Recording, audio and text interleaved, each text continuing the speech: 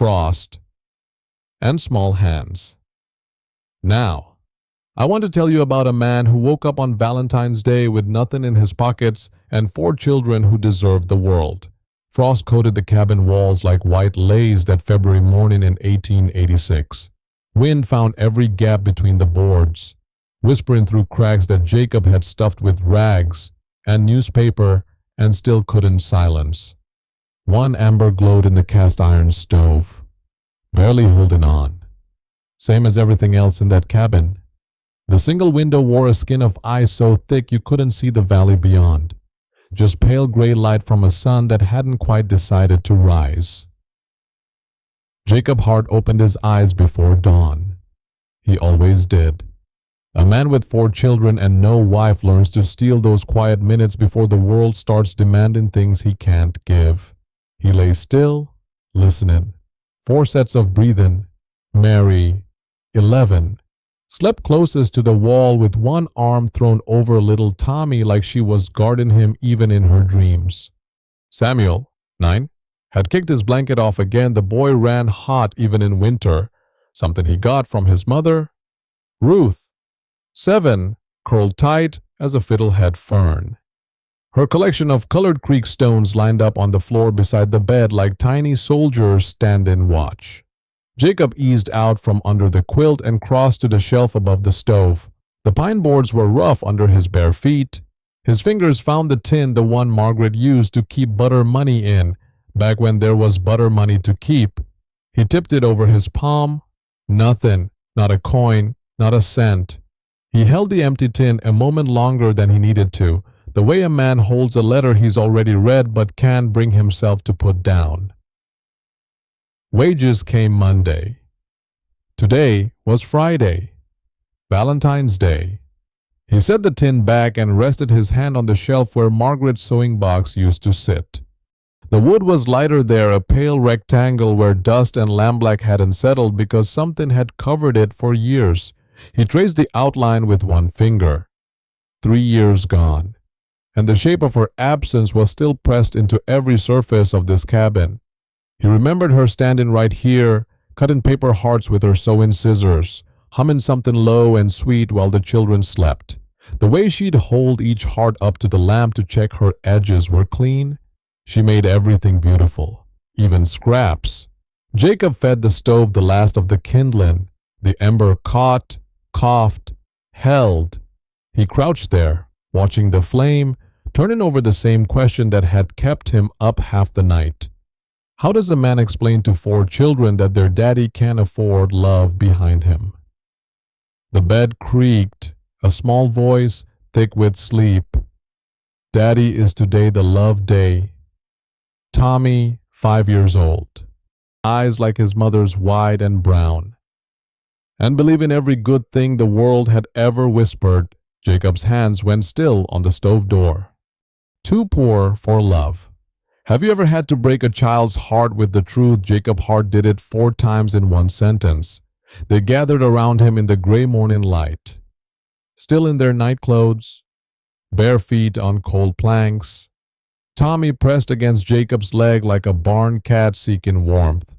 Ruth held her favorite creek stone, the blue-gray one, smooth as a river promise, turning it over and over in her fingers. Samuel stood with his arms crossed, trying hard to look like a man at 9 years old. And Mary watched her father's face the way she always did, reading him the way she read her school books, patient, careful, missing nothing. "Pa, can we make Valentines today?" Ruth asked, "like Mama used to. I seen Billy Tucker's daddy buying ribbons at the general store." Samuel said, "Red ones, a whole spool." Jacob knelt. That was his way. When the hard words came, he got down to their level so they didn't have to look up at bad news. His knees cracked against the floorboards. His hands, rough as saddle leather from 3 years of ranch work at 40 cents a day, hung open at his sides, empty like everything else. "Kids," he swallowed, "we're too poor for store gifts this year. Wages don't come till Monday." Silence. The stove ticked. Wind leaned against the cabin walls. Tommy's lower lip began to tremble, slow and terrible, the way a dam trembles before it gives.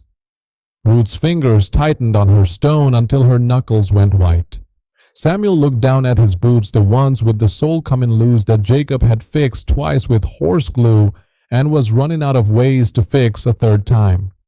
Jacob stared at the floor between his knees. He could face a bronc. He could face a blizzard. He could face another day of mucking stalls for a man who paid barely enough to keep flour in the bin. But he could not look at his eldest daughter right now, because if he saw disappointment in Margaret's eyes looking back at him from Mary's face, it would finish him. Then Mary spoke, not with disappointment, with her mother's voice practical and clear and certain as sunrise coming whether you were ready for it or not. "Daddy, we can make gifts." Jacob looked up. Her chin was lifted. Her eyes were already moving around the cabin, taking inventory the way a general surveys the field before the fight. "We've got paper. We've got the dried flowers I pressed in Mama's Bible. Samuel's got his whittling knife. Ruth's got her stones." She paused. "We don't need a store. Daddy, we just need our hands." Tommy stopped trembling. Ruth uncurled her fingers from the stone and held it up to the thin morning light. Seeing it new, not as comfort anymore, but as something to give. Samuel unfolded his arms. "I reckon I could carve something. Hearts. Maybe. I've been practicing on pine." Mary nodded, and Jacob felt something shift beneath his ribs, the strange and humbling sensation of a father realizing his children were stronger than he was. "What we have," Mary took command like she'd been running things her whole life, which, truth be told, she had least since Margaret passed. "Tommy, fetch me that brown paper from under the bed. Samuel, get your knife and that smooth piece of pine from the woodpile. Ruth, bring your stones, the pretty ones, not the muddy ones." They scrambled. Even Tommy, who couldn't tie his own boots half the time, moved with purpose. Mary opened her mother's Bible. She did it the way she always did, both hands, gentle, like she was opening a door she didn't want to slam. Between the pages of Psalms lay pressed wildflowers, dried stems of goldenrod and purple aster, flat and thin as paper but still holding their color. Margaret had pressed them the autumn before she died. Mary had kept every one. "Not just for us," Mary said, laying the flowers on the table beside the brown paper scraps. "For everyone who's been kind to us." Jacob leaned against the doorframe. "What do you mean, sweetheart? Miss Moore gives us extra food at lunch when she thinks we ain't noticing." One finger. "Mrs. Perkins brings milk every Tuesday and never asks for a penny." Two fingers. "Widow Clara taught me and Samuel to read last winter when the school was closed 3 weeks for the snow." Three fingers. She looked at her father, and her expression was so earnest it landed in his chest like a stone dropped into still water. "They've been loving us all year. Daddy, we ought to love them back." Jacob opened his mouth to say something sensible, something fatherly about not wanting to bother folks, about how charity runs one direction and they were on the receiving end, not the giving. Pride built the words in his throat, solid as a wall. But Mary kept going. "Mrs. Perkins always says she's got too much milk anyway, but I seen her counting her own jars. Pa, she gives us what she needs herself. And Miss Moore, her lunch pail gets lighter every day because she's putting her food in ours." The wall crumbled. Jacob's children had been keeping count of every sacrifice made on their behalf, every extra biscuit, every jar of Tuesday milk, every patient hour of reading lessons while he'd been too buried in his own failing to notice the grace that surrounded them. He rolled up his sleeves. His jaw worked once, twice. "Well then, we better get started." And that, friends, is when Valentine's Day truly began in the Hart cabin. Hearts from nothing. The table disappeared under paper and pine shavings and colored stones by mid-morning.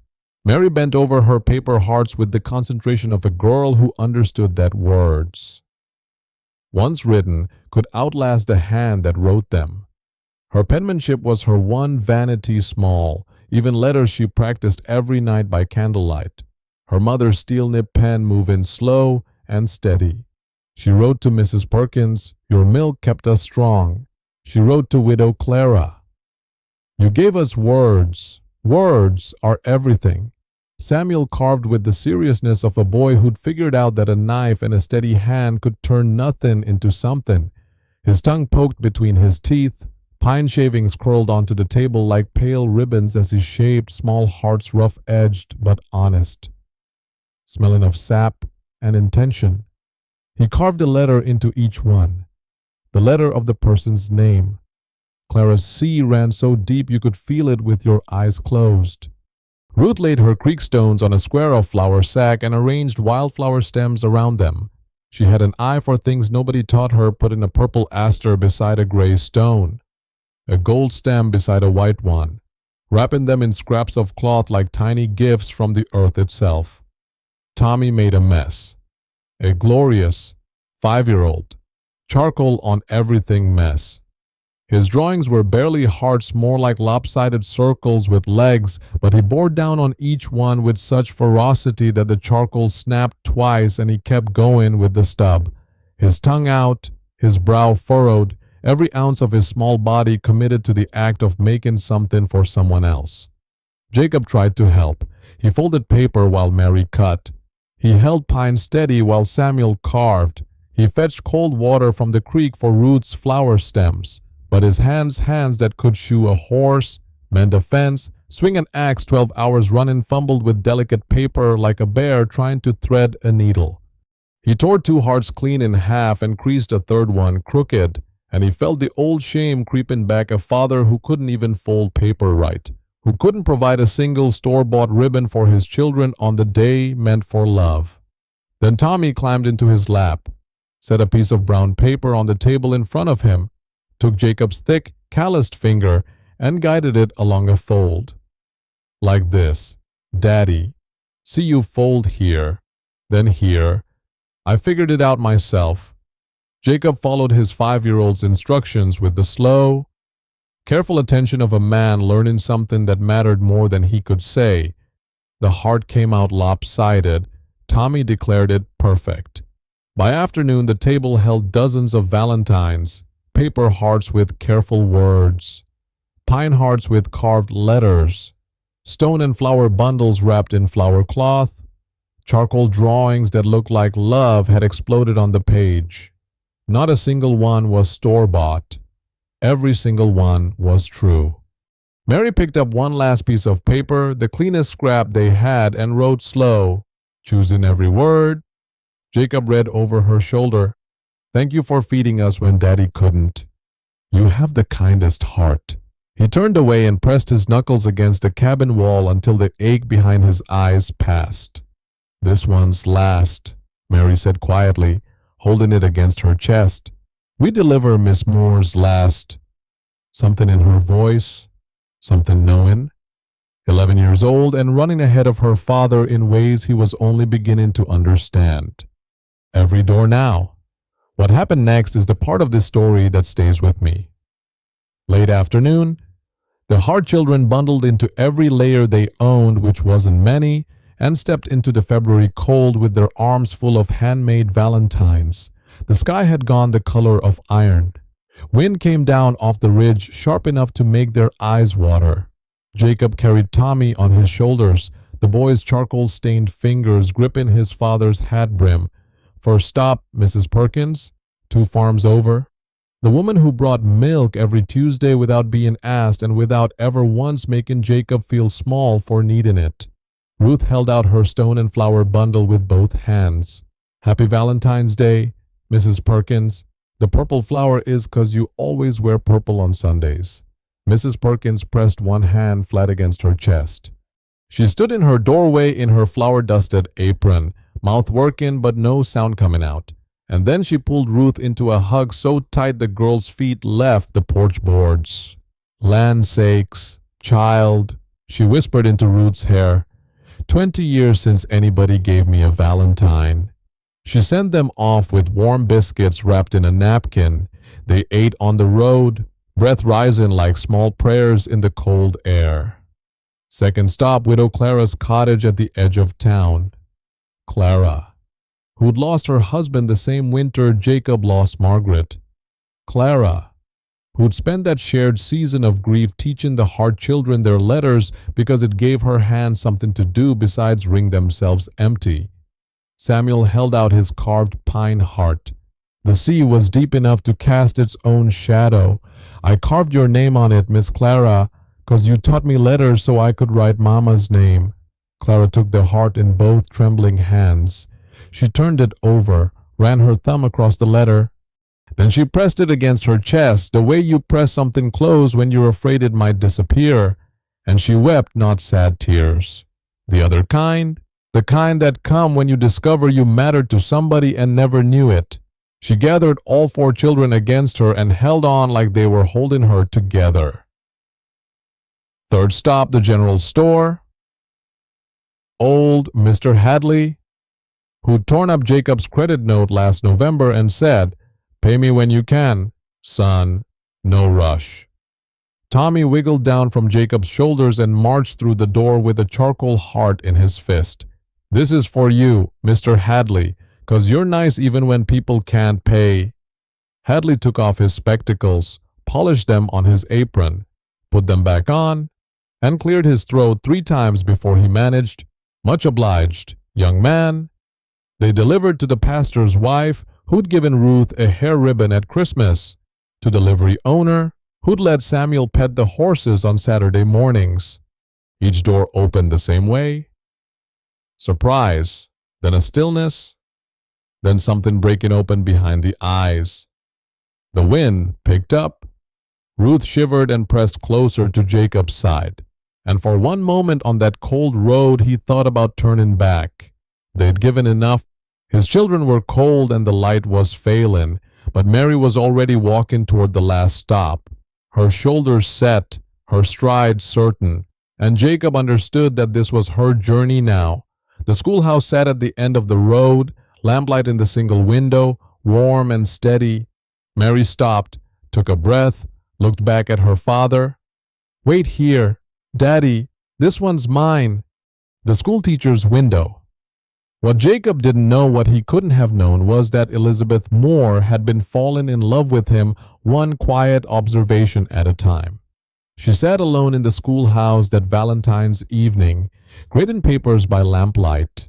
23 students' worth of arithmetic spread across her desk. The lamp threw her shadow long against the wall, one shadow, one woman. One plate on the small table behind her with the remains of bread and cheese. She'd set out 2 cups for tea that afternoon from habit, the way she'd done when her mother was alive, and then she'd put the second one back on the shelf and stood there a moment with her hand on the empty cup before she turned away. A teacher's salary in 1886 didn't stretch far, but Elizabeth had been stretching hers further than it was meant to go.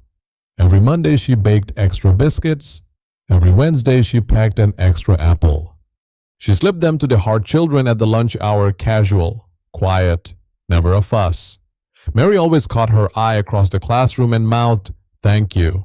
The younger ones just ate, grateful and unaware, and Elizabeth counted that as success. She set down her pen and looked through the frost-edged window at the darkening road. She thought about Jacob Hart, and the thinking had become so familiar it was like breathing something she did without deciding to. She'd watched him walk his children to school through October rain.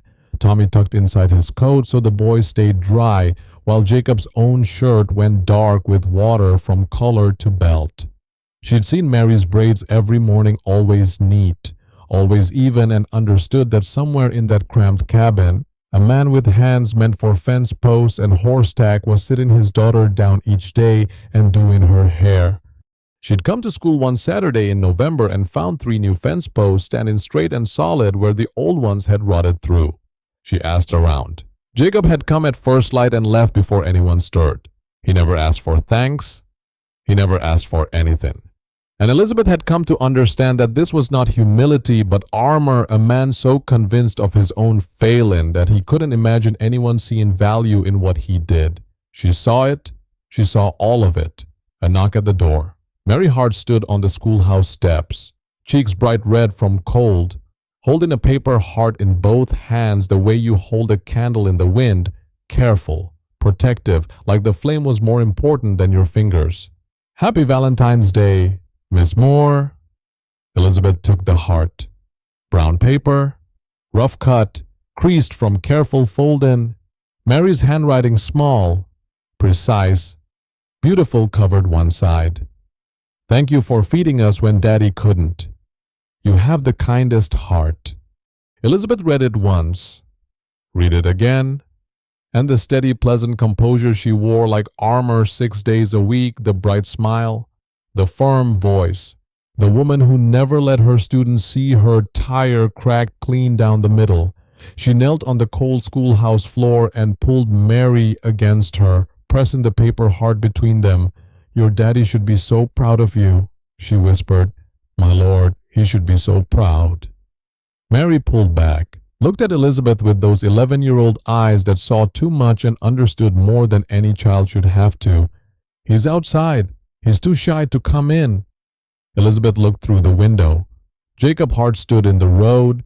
Tommy slept against his shoulder. Samuel and Ruth leaned into his sides. Small and tired and cold. A man with nothing in his pockets, surrounded by everything that mattered. Elizabeth's hand went to the paper heart at her chest. She made a decision. Lantern in the dark. The walk home was the finest Jacob had taken in 3 years. Tommy slept heavy on his shoulder, warm as a fresh-baked loaf. Charcoal-smudged fingers curled around his father's collar. Samuel walked beside him, counting off every reaction at every door like he was reciting scripture. "Did you see Mrs. Perkins' face? Pa, she near about fell clean over. And Mr. Hadley, I ain't never seen a grown man polish his spectacles that many times." Ruth had stopped skipping, too tired now. Her short legs moving steady beside Jacob's long stride, but she hummed something tuneless and sweet and kept reaching up to touch the valentines they'd delivered, as if the memory of each one lived in her fingertips. Mary walked quiet. She had a small but yet a private smile she didn't explain, and Jacob didn't ask. The cabin was cold when they returned, the fire gone to ash. Jacob built it up again, kindling first, then the split pine he'd been saving, then a proper log that would burn slow through the night. The children pressed around the stove while he heated the last of yesterday's bean soup in the iron pot. They ate in the kind of silence that ain't empty at all but full the tired. Golden silence that comes after a day spent doing something that mattered more than you expected. He put them to bed one by one. Ruth first, already half gone, her hand opening and closing around an invisible stone. Samuel next, who pulled the blanket to his chin and said quiet, "Reckon today was better than store-bought. Pa, reckon it was better by a fair piece." Tommy barely stirred, just burrowed deeper into the warmth his sisters made. Mary was last. She looked up at him from the pillow, her mother's face in miniature, lamplight catching the same high cheekbones and the same steady gaze that had once made Jacob Hart believe he could build a life worth living. "Today was better than any store Valentine. Daddy," he kissed her forehead. "It was, sweetheart. It surely was." Then he stepped outside and let the cold take him. The stars burned fierce and white above the valley, the way they only burn in February when the air is dry and thin and the world feels closer to heaven than it has any right to. Jacob leaned his back against the cabin wall. The wood was rough through his shirt. His breath clouded and vanished, clouded and vanished. "Margaret," he said her name to the dark, and the dark held it gently. "They're just like you, every one of them. Mary's got your spine. Samuel's got your stubbornness. Ruth sees beautiful things the way you did. And Tommy," his voice caught, "Tommy's got your heart. He showed me how to fold paper today. Margaret took my hand and showed me, 5 years old. Wind moved through the valley. A coyote called from the ridge, far off, lonesome. I've been holding on so tight, he whispered. Holding on to the shame because if I let that go, I gotta feel everything else. How much I miss you. How scared I am. How they're growing up and I'm doing it alone, and some days I can't tell if I'm raising them right or just keeping them alive. He looked up at the stars, and for the first time in longer than he could remember, he could see them clearly, not through the fog of what he owed or what he lacked, but just as they were bright and steady and asking nothing of him. He let go, not all of it, but enough. He turned toward the door, then stopped. A lantern, moving up the path from the road, a single warm glow, swaying gently with each step, growing larger and closer and more certain with every second. Elizabeth Moore, carrying a basket in one arm and a lantern in the other, walking through the February dark with the kind of purpose that don't allow for second thoughts. She stopped 10 paces from where he stood. The lantern light caught her face, serious and determined, and, beneath that, afraid. Neither spoke. The space between them held everything: his empty tin, her empty cup, 4 sleeping children, 1 paper heart, and the question of what happens when 2 lonely people stop pretending they aren't. What Valentine's Day truly means. And this, friends, is the part of the story I've been waiting to tell you. Jacob saw the basket first. Bread, he could smell it from 10 feet away. Fresh, still holding the warmth of her oven. A jar of preserves. A small ham wrapped in muslin. The kind you save for Easter or for company, not for a Tuesday, and certainly not for a man who hasn't asked. His back straightened. His chin came up. The old pride, the stubborn, ball, stupid, magnificent pride that had kept him upright through 3 years of grief and poverty, reared like a horse that smells smoke. Miss Moore, we don't need... This isn't charity, Jacob. Her voice stopped him. Not sharp, not pitying. Steady. The way a hand is steady when it's reaching for something important and refusing to shake. Your children came to my door tonight. She took 1 step closer. The lantern swung between them, throwing their shadows long against the cabin wall. Mary gave me a valentine made from scrap paper and her own words, and I have received gifts in my life, Jacob, from suitors with money, from family with means. She paused. Her knuckles were white on the basket handle, her breath coming faster than the cold alone could account for. But nothing, not one single thing, has ever meant what that paper heart meant to me. She stopped, looked down at the basket, her lips pressed together, and for a moment Jacob thought she might turn around and walk back down that dark path, and he would never know what she'd come to say. But she raised her eyes, found his. Your children taught me what Valentine's Day truly means. Her voice wavered, caught, steadied. Love expressed through what we have, not what we buy. The wind moved between them. Stars burned overhead. I've watched you, Jacob. I've watched you walk your children to school in the rain with your boy inside your coat and your own back soaking wet. I've seen you mend my fence before dawn and leave before I could thank you. I've watched you raise 4 children alone with more devotion and more grace than any man I have ever known. She drew a breath that shook at the edges. And I'm not saying this the way I practiced on the walkover. You're saying it fine, Jacob whispered. I have fallen in love, Elizabeth said, with a man who raises children to understand that love is not something you purchase, it is something you make with whatever God gave you, with your own 2 hands. The cabin door creaked open. 4 faces appeared in the gap, stacked like stair steps, Mary at the top, calm and unsurprised, wearing the expression of a girl who had saved the schoolhouse for last for a reason. Samuel beside her, eyes wide, Ruth peeking under Mary's arm, and Tommy at the bottom, squinting against the lantern light, his hair wild from the pillow. Is Miss Moore staying for supper? Daddy. Ruth tugged Jacob's sleeve. Her voice was barely a whisper. Say something. Pa, please. Jacob looked at Elizabeth, at the basket she held out to him with white-knuckled hands, at the lantern that had come up his dark path like an answer to a prayer he hadn't known how to pray. He reached out and took the basket, both hands. His rough fingers brushed hers, and neither one of them pulled away. Would you come inside? His voice was rough as unplaned wood, thick with everything he didn't have the words for yet. It's cold out here. The simplest invitation, the most enormous one. Elizabeth smiled, not the teacher's smile she wore 6 days a week, but the real one, the one she'd been keeping hidden the same way he'd been hiding his shame, and she stepped through the door into the warmth. Paper hearts on the wall. I told you this story started with nothing.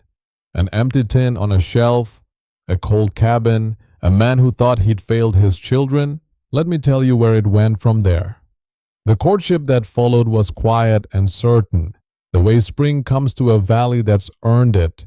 Jacob brought wildflowers to the schoolhouse on Saturdays not bought, picked from the ridge where the first shoots pushed through snow. Elizabeth brought books to the cabin on Sundays and read aloud to the children while Jacob mended whatever needed mending, which was always something. Mary watched the two of them the way a farmer watches clouds after a drought, hopeful, patient, afraid to want it too much. They married in May, wildflowers thick along the creek. The whole valley smelled of sage and new grass. Mrs. Perkins brought 3 pies and cried through the vows. Widow Clara wore her Sunday dress and held Samuel's carved heart in her pocket like a talisman. Old Mr. Hadley closed the general store for the afternoon, which he hadn't done in 14 years. The pastor said afterward it was the finest wedding he'd ever performed, because every soul in attendance had received a Valentine from the Hart children and understood exactly what kind of family was being joined together. Elizabeth's books moved onto a pine shelf Jacob built and sanded smooth. Right beside the peg where he hung his work coat, her teacher's salary and his ranch wages together weren't wealth by any man's measure, but the flour bin stayed full, the children had shoes that fit, and there was butter money in the tin again. On a warm May evening, the cabin held a sound it hadn't held in 3 years. Voices, 5 of them, layered and alive, filling every corner. Elizabeth sat at the table, guiding Ruth's hand across a page of letters while Ruth's tongue poked out in concentration the same gesture Samuel made when he carved. Samuel himself read aloud from a history primer, his voice careful and proud, tasting each word. Tommy drew at the far end of the table, charcoal moving in fierce circles, creating worlds only he could see. And Mary sat beside Elizabeth, not needing help with her lessons, just sitting close, the way a daughter sits beside a mother she chose. Jacob mended a chair by the stove. The rhythm of his hands, sand. Fit. Tap was the rhythm of a life rebuilt. He paused and listened to the sound of his household, and what he heard was the opposite of that silent. Frost-covered morning when he'd held an empty tin and thought he had nothing to give. On the wall above the fireplace, pinned with tiny nails Jacob had tapped in himself, hung the paper hearts, Mary's careful handwriting, Samuel's carved pine heart, the sea still deep and true, Ruth's dried flowers pressed under a piece of glass Elizabeth had found at Hadley's store, and Tommy's charcoal Valentine lopsided, smeared, fading just a little at the edges, the most beautiful thing on that wall because it was made by hands too small to know they couldn't afford love and too full of it to care. Here's what I've learned from this family, and I hope you hear me. Creativity conquers poverty. It always has and it always will. A scrap of brown paper with a true word written on it will outlast any store-bought ribbon. A heart carved from pine by a boy who just learned his letters will still hang on that wall when the boy's a man with children of his own. And true wealth, the real kind, The kind that don't rust or tear or blow away in a February wind was never in that tin on the shelf.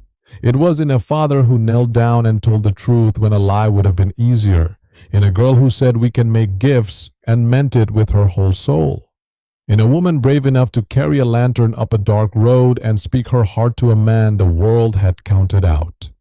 That's the richest thing I've ever seen. Through the cabin window, may light poured in gold and warm, no frost on the glass, no ice, just a clear, unobstructed view of a valley turning green. And inside, the sound of 5 voices and the scratch of pencils and the tap of a hammer and the quiet, steady breath of a home that had learned how to be whole again. Paper hearts on the wall, fading at the edges, but the love was permanent.